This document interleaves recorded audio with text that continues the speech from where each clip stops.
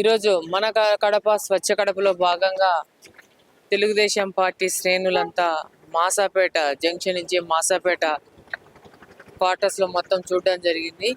ఈ సందర్భంగా శానిటేషన్ సంబంధంగా ఉన్న సమస్యల్ని నోటిఫై చేయడం జరిగింది.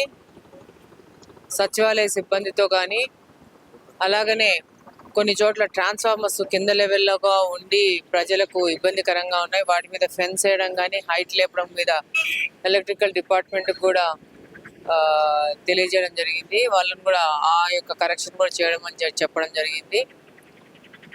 ఈరోజు కూటమి ప్రభుత్వం అధికారంలో ఉంది. ఇక్కడ తెలుగుదేశం పార్టీ వ్యక్తి గెలవడము, ఇందులో భాగంగా మన కడప స్వచ్ఛ కడపను ప్రధాన భూమిక తీసుకొని పని చేస్తూ ఉన్నాము.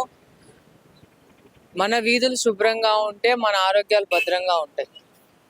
So that is the main మోటివ్తో పనిచేస్తూ ఉన్నాము. కడప ప్రజల యొక్క ఆరోగ్యాలు, వాళ్ళకు పరిశుభ్రమైన వాతావరణము, సరైన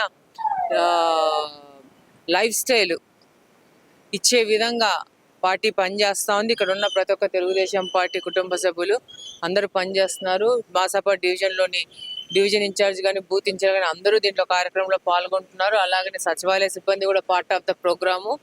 అలాగనే వివిధ డిపార్ట్మెంట్స్, ఎలక్ట్రిసిటీ కానీ హౌసింగ్ కానీ ప్రతి ఒక్కరూ వచ్చేసి ఈ యొక్క ఎక్కడికక్కడ సమస్యలను వాళ్ళను ఒక 1 వీక్ 10 days టైం ఇచ్చేసేసి వాటిని రెక్టిఫై చేసేసి మళ్ళీ రివర్ట్ బ్యాక్ అయ్యే విధంగా పనిచేస్తున్నామని తెలియజేస్తున్నాం. Thank you.